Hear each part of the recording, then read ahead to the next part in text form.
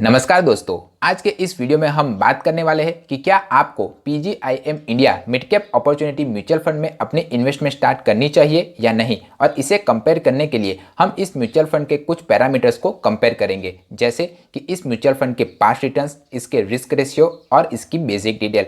इन सब को कंपेयर करने के बाद हम एक निष्कर्ष पर पहुंचेंगे कि क्या आपको इस म्यूचुअल फंड में अपनी इन्वेस्टमेंट स्टार्ट करनी चाहिए या नहीं। तो इस वीडियो को अंत तक ज़रूर देखिएगा। सबसे पहले हम इस म्यूचुअल फंड के फंड ऑब्जेक्टिव के बारे में जान लेते हैं। तो ये एक मिड कैप कैटेगरी का म्यूचुअल फंड है। अब जिसे नहीं पता कि मिड कैप कैटेगरी का म्यूचुअल फंड किसे कहते हैं, तो अकॉर्डिंग टू सेबी जो शेयर मार्केट की 101 से लेके 250 के बीच में जो भी कंपनियां होती है उसमें ही इन्वेस्टर अपने पैसे को निवेश कर पाएगा। यानी कि जो भी मिड कैप कैटेगरी का म्यूचुअल फंड होगा वो 101 से लेके 250 के बीच में जो भी कंपनियां आती होगी उसमें ही इन्वेस्टरों के पैसे को निवेश कर पाएगा। अब मिड कैप कंपनियों में निवेश करने के कारण ये जो म्यूचुअल फंड है वो लार्ज कैप कैटेगरी के म्यूचुअल फंड की तुलना में थोड़ा ज़्यादा रिस्की है, पर small cap and flexi cap mutual fund की तुलना में कम रिस्की है।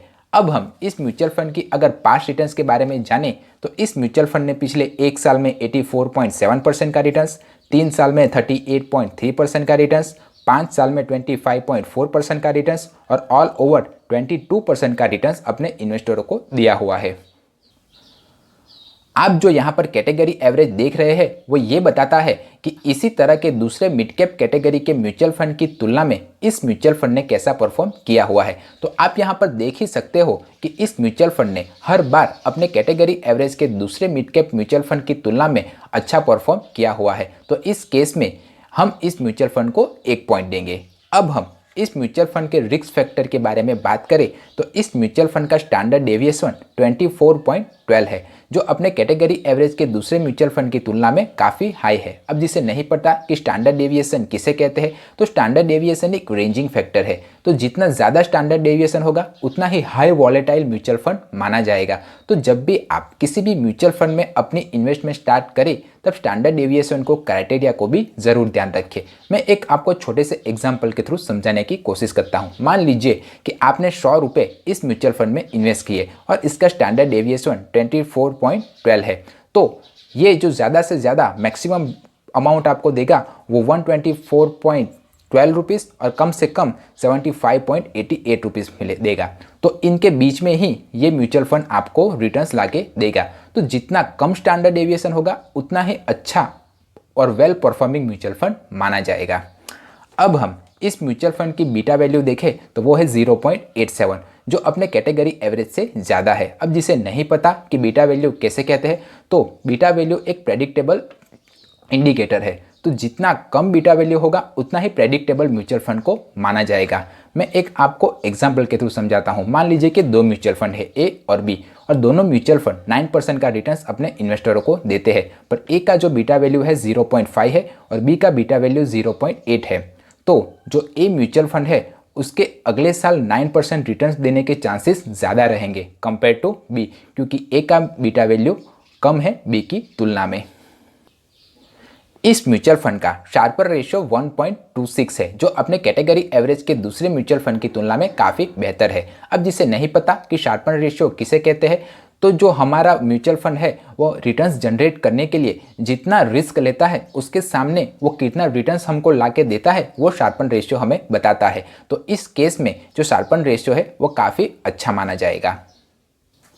अब हम इस म्यूचुअल फंड की कुछ बेसिक डिटेल्स के बारे में बात करें तो इस म्यूचुअल फंड का एक्सपेंस रेशियो 0.32% है, जो मेरे हिसाब से काफ़ी अच्छा माना जाएगा। अब जिसे नहीं पता कि एक्सपेंस रेशियो किसे कहते हैं, तो एसेट मैनेजमेंट कंपनी हमारे ही पैसे को मैनेज करने के लिए हम ही से कुछ फीस चार्ज करती है और उसी फीस को वो एक्सपेंस रेशियो के तौर पर हमें बताती है। तो जितना ज़्यादा एक्सपेंस रेशियो होगा उतना ही कम इन्वेस्टरों को प्रॉफिट होगा। तो जब भी आप किसी भी म्यूचुअल फंड में अपनी इन्वेस्टमेंट स्टार्ट करें तब एक्सपेंस रेशियो के क्राइटेरिया को भी ज़रूर ध्यान रखें। इस म्यूचुअल फंड का एग्जिट लोड 0.5% है, यानी कि आपने एक सर्टेन पीरियड से पहले अपने निवेश किए पैसे को अगर निकाल लिया तो आपको 0.5% का चार्ज देना पड़ेगा। जनरली एग्जिट लोड का पीरियड 1 साल के अंदर अंदर ही होता है। अगर आप इस म्यूचुअल फंड में अपनी इन्वेस्टमेंट स्टार्ट करना चाहते हो तो मिनिमम अमाउंट SIP 1000 रुपीज़ और लमसम अमाउंट 5000 से स्टार्ट कर सकते हो। अब हम इस म्यूचुअल फंड की अगर टैक्स लायबिलिटी की बात करें तो अगर आपने 1 साल के बाद अपने निवेश किए हुए पैसे को अगर निकाला तो आपको 10% का long term capital gain tax देना पड़ेगा और उसमें भी आपको 1 लाख का अजम्पशन मिलेगा। और अगर आपने 1 साल के भीतर ही अपने निवेश किए हुए पैसे को अगर निकाल लिया तो आपको 15% का टैक्स पूरी अमाउंट पर देना पड़ेगा।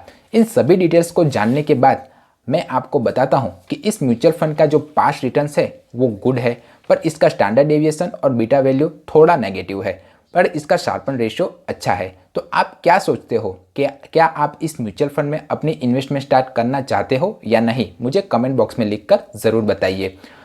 अगर म्यूचुअल फंड से रिलेटेड आपकी कोई और क्वेरी या क्वेश्चन हो तो भी मुझे कमेंट बॉक्स में लिखकर ज़रूर बताइए। आशा करता हूं कि आपको मेरा वीडियो पसंद आया होगा। अगर आपको मेरा वीडियो पसंद आया है तो वीडियो को लाइक ज़रूर कर दे और चैनल को सब्सक्राइब कर दे। मिलते हैं अगले वीडियो में, तब तक सीखते रहिए क्योंकि सीखोगे आज तो कमाओगे कल। जय हिंद।